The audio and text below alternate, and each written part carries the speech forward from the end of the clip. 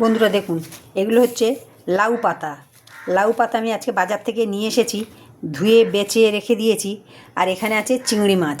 তা লাউ পাতা চিংড়ি মাছ আজকের আমি রান্না করব। তা আসুন, ততক্ষণে আমি এগুলো কেটে ঠিক করে নিয়ে আসি। শাকগুলো কেটে নিয়ে চলে এসেছি। তেল গরম হয়ে গেছে, চিংড়ি মাছটা ভেজে নেব। চিংড়ি মাছ বেশি ভাজবো না, তুলে নেব।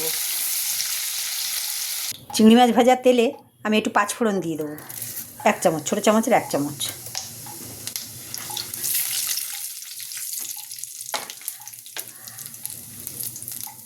পাঁচফোড়ন পুড়ে গেছে, শাকগুলো দিয়ে দেবো। মশলার মধ্যে দেবো স্বাদ মতো নুন, একটু লঙ্কার গুঁড়ো, হলুদ গুঁড়ো, সব 1 চামচ করে এর মধ্যে দিয়ে দেবো।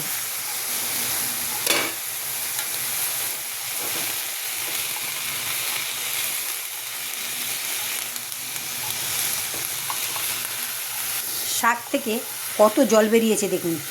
জল দিতে হবে না, খালি স্লো করে ঢেকে দিতে হবে। আমি এখন ঢেকে দেব।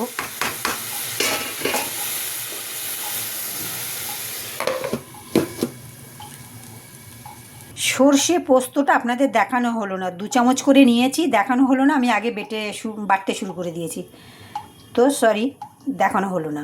তো এবার অর্ধেক বাটা হয়েছে, অর্ধেক হয়নি। তো বন্ধুরা দেখুন কত জল বেরিয়ে গেছে।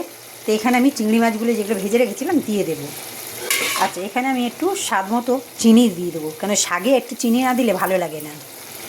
আর এখানে আমি সর্ষে আর পোস্ত যেটা বেটে, কালো সর্ষে, আমি কালো সর্ষে নিয়েছি, আপনারা চাইলে সাদা সর্ষে নিতে পারেন। তো আমি এখানে দিয়ে দেবো।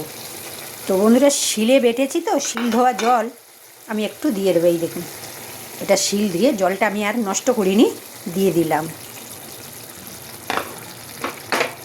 তো এবারে ভালো করে মেখে নেড়ে ঢেকে দিতে হবে। আমি এখানে সর্ষে পোস্তর মধ্যে 3টে কাঁচা লঙ্কা বেটে নিয়েছি। আপনারা যেরকমই ঝাল খাবেন সেরকমই বেটে নেবেন।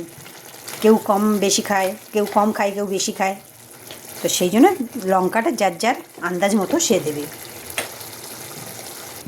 দেখুন কত সুন্দর দেখতে লাগছে।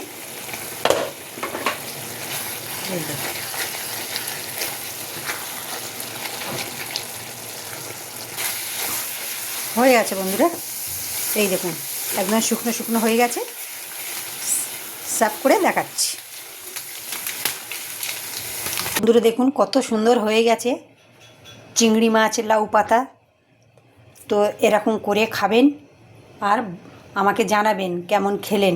আর বন্ধুরা, আমি একা একা ভিডিও করি, একটু এদিক ওদিক হয়ে যায়, প্লিজ কিছু তোমরা মনে করো না।